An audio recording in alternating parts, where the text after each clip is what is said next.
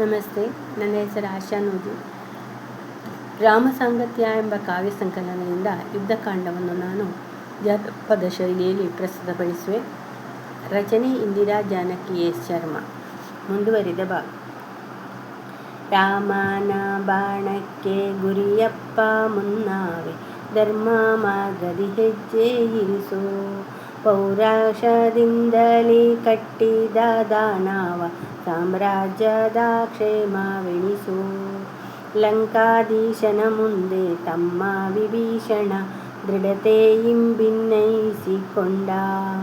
ಮೋಸದಿಂ ತಂದಿಹ ಸೀತೆಯ ರಾಮಂಗೆ ಒಪ್ಪಿಸುವುದು ಧರ್ಮವೆಂದ. ತಮ್ಮನ ಮಾತುಗಳಿಪ್ಪತ್ತು ಕಿವಿಗಳ ತಿವಿದವು ಪೂರಸಿಯಂತೆ. 20 ಕಣ್ಗಳು ಕೋಪದಿಂಬಿರಿದವು ಕಿಚ್ಚನ್ನೇ ಹೊರಸೂಸುವಂತೆ. ಓಲಾಗವನು ಬಿಟ್ಟು ದಶಕಂಠ ತೆರಳಿದ ತನ್ನಂತಃಪುರದೊಳಗಡೆ.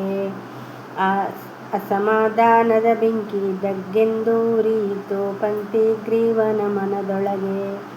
ಪ್ರಾತಃ ಕಾಲದಿ ಮತ್ತೆ ಸೇರಿ ವಿಭೀಷಣ ಅಗ್ರಜ ಸಮ್ಮುಖವನ್ನು. ಮಂತ್ರಿಗಳೆದುರಿಂಗೆ ಮತ್ತೊಮ್ಮೆ ಬೇಡ್ದನು ಲಂಕೆಗೆ ಹಿತವಪ್ಪುವುದನ್ನು. ಗರತಿಯ ತಂದುದೇ ಕಾರಣವಪ್ಪುವುದು ರಾಜ್ಯಕ್ಕೆ ಬಲು ಅಪಶಕುನ. ಆದರದಿಂದಲೇ ಮಾನಿನಿಯನು ರಾಮಂ ಒಪ್ಪಿಸಿ ಬಿಡುವುದು ಚೆನ್ನ. ಹಿಂತೆಗೆದರೆ ಆಪ್ತ ಮಂತ್ರಿಗಳೆಲ್ಲರೂ ಔಚಿತ್ಯವನ್ನು ತೋರಿಕೊಡಲು. ಹಠಮಾರಿ ರಾವಣನೊಪ್ಪದೆಯುಳಿದನು ಮೈಥಿಲಿಯನ್ನು ಬಿಟ್ಟು ಕೊಡಲು. ಮಂತ್ರಾಲೋಚನೆ ಸಭೆ ಮತ್ತೊಮ್ಮೆ ನೆರೆಯಿದ ರಾಕ್ಷಸ ಪ್ರಮುಖರ ಕರೆಸಿ.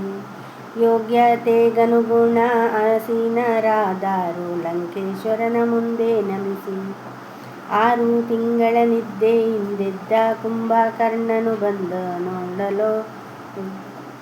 ಬಂದನೊಡ್ಡೋಲಗಕ್ಕೆ.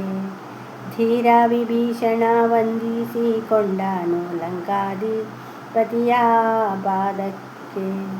ಕಾಮಿಸಿ ತಂದಿಹ ಜನಕನಂದನೆಯನ್ನು ಬಿಡಲೊಪ್ಪದೆ ದಶಗ್ರೀವ. ಆಪ್ತರಿಂಗರುಹಿದ ಯುದ್ಧದಿ ರಾಮಂಗೆ ಒದಗಿಸಿ ಕೊಡುವೆನು ಸಾವ. ಕುಂಭಕರ್ಣನು ಮಹಾಪಾರ್ಶ್ವನು ನುಡಿಯಲು ರಾವಣಂಗನುಕೂಲವಾಗಿ.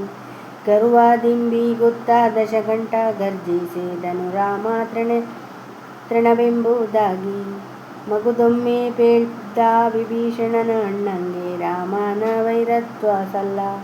ಕೋದಂಡಧಾರಿಯ ಕಾರ್ಮುಕ ದೆಸೆಗೆ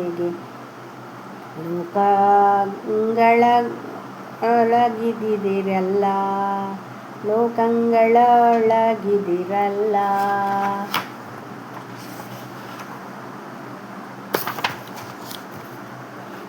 ಚಿಕ್ಕಪ್ಪನಾಡಿದ ಮಾತನ್ನು ಕೇಳುತ್ತಾ ರಾವಣಿಯೊದಲರೆ ನಿಂತು. ಪೌರುಷವಂತರ ವಂಶದೊಳಿಂತಹ ಬೀರುವು ಹುಟ್ಟಿಹ ನಿಂತು. ತಂದೆಯೇ ನಿಮ್ಮಯ ತಮ್ಮ ವಿಭೀಷಣ ವೈರಿಯ ಸ್ತುತಿ ಮಾಡುತ್ತಿಹನು. ಶೌರ್ಯ ಪರಾಕ್ರಮವಿನಿತಿಲ್ಲದಂತಹ ನಿರ್ವೀರ್ಯನಾಗಿಹನೇನು.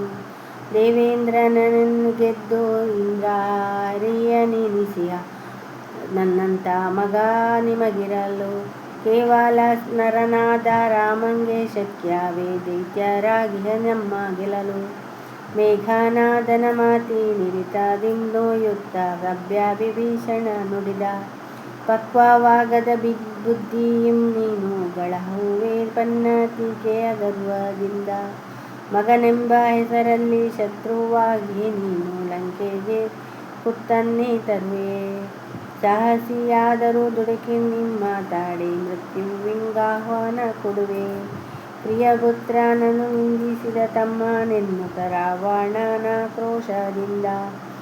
ಧನುರ್ಜೇಶನೊಡನಿದ್ದು ನರನನ್ನು ಪಗಳುತ್ತ ಕುಲಗೇಡಿಯಾದೆ ನೀನಂದ. ಧನ್ಯವಾದಗಳು.